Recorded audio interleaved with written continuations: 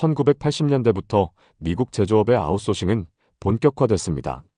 미국의 기업들은 인건비에 따른 생산 비용의 절감을 위해 해외에 제조업을 외주화했습니다. 1985년도에 미국의 1인당 소득은 36,000달러였지만 같은 시기 중국의 1인당 소득은 667달러로 소득 격차가 5, 60배가 났었죠. 이런 미국이 중국에게 생산을 외주화한다면 미국 기업들은 엄청난 비용 절감을 이룰 수 있던 거죠.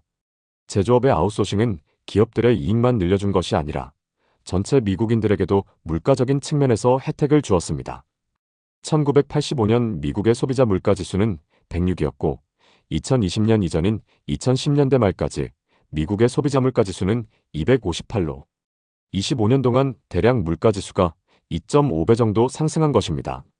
이는 그동안 늘어난 미국의 통화량을 보면 생각보다는 그동안 물가 압력이 덜했다고 볼 수 있는 거죠. 1985년 미국의 본원 통화량은 2천억 달러 수준이었지만 2019년의 본원 통화량은 3조 2천억 달러로 통화량은 15배가 늘어난 것에 비해 물가지수가 2.5배가 올랐다는 것은 미국인들이 물가적인 요소에서 어떤 혜택을 받고 있었다는 거죠. 그게 그동안 누려온 아웃소싱의 효과였습니다. 미국이 중국 같은 인건비가 저렴한 나라의 생산을 외주화하고 이를 수입해오는 비중이 늘어날수록 미국은 통화량을 많이 늘려도 그에 비해 물가의 압력은 상대적으로 덜 오르는 아웃소싱의 혜택을 받고 있던 거죠. 하지만 지난 트럼프 1기 정부 이후 이때부터 시작된 미국과 중국의 디커플링은 더 이상 미국인들이 아웃소싱으로 누렸던 저물가의 혜택을 받지 못한다는 사실을 알려줍니다. 생산시설을 다시 자국으로 불러들이려고 하는 것을 리쇼어링이라고 하는데요. 뉴스에는 관세가 더 많이 나오지만 장기적으로 진짜 미국의 인플레에 문제가 되는 것은 리쇼어링 정책입니다. 관세는 정책 방향의 유동성이 높습니다. 미국이 완화하면 상대국도 곧바로 보복 관세의 완화가 가능하죠. 따라서 관세는 국제적인 협상을 통해 충분히 되돌릴 수 있는 정책이며 단기적인 이벤트입니다. 하지만 미국의 리쇼어링은 정말 구조적으로 되돌리기 힘든 정책의 방향일 수 있습니다. 자국으로 제조업을 다시 불러들이고 이에 대한 투자를 늘리는 것을 다시 취소하기는 매우 어렵기 때문입니다. 아까 보여준 지표처럼 미국이 대중국 수입 비율을 줄이는 것만으로 리쇼어링이 시작된다고 보는 것은 아닙니다. 지난 미국과 중국의 무역전쟁 이후 현재 미국의 대중국 수입 비율은 22%에서 13%까지 낮아졌는데요. 이와 함께 같이 봐야 할 지표가 제조업 관련 비주거용 건축물에 대한 실질 민간 고정 투자입니다. 2000년대와 2020년 이전까지는 이 금액이 꾸준함을 유지해오다 2020년 이후 급증하는 것을 볼 수 있습니다. 이 지표대로라면 미국의 제조업에 대한 민간 부문의 투자가 증가하고 있다는 뜻입니다. 이게 1차적으로 미국의 리쇼어링이 진행되고 있다는 지표죠. 이렇게 되면 앞으로 미국의 인플레는 더 심각해지는 거죠.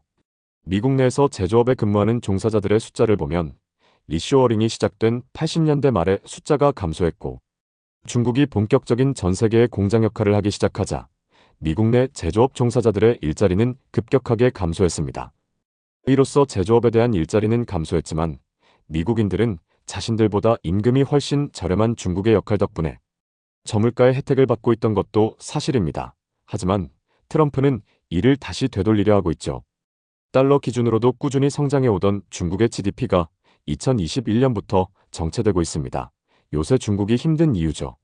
이는 위안화가 달러 대비해서 약세를 보이고 있는 측면도 있지만 미국의 대중국 수입 비율이 줄어든 점과 미국이 중국으로부터 제조업 의존을 줄이고 다시 자국의 제조업 일자리를 늘리려는 리쇼어링이 진행 중인 것도 영향이 있다고 봅니다. 이렇게 다시 미국의 원래대로의 회귀는 중국에게만 안 좋냐? 그것도 아닙니다. 미국의 물가가 양적 완화와 같은 통화 완화 정책으로만 갑자기 크게 상승한 것은 아닙니다. 오늘의 여러 지표들을 본다면 물가지수가 크게 상승하기 시작한 시기는 미국이 대중국 수입 비중을 줄이고 제조업에 대한 투자가 갑자기 크게 늘어나는 시기와도 묘하게 겹치고 있다는 것이죠. 미국 물가의 상승은 최근 몇 년 겪어본 것처럼 전 세계에도 결코 좋은 현상이 아니라는 것을 모두 느꼈을 겁니다. 미국을 다시 위대하게라는 슬로건과 리쇼어링은 한국과 같은 제조업 국가들에게 치명타죠. 현재는 투자 단계만 머무르고 있어서 아직 미국의 제조업 종사자들의 숫자가 유의미하게 증가하지는 않았지만 투자가 선행지표임을 감안하면 제조업 근로자들의 숫자는 자연스레 늘어날 것으로 전망해 봅니다.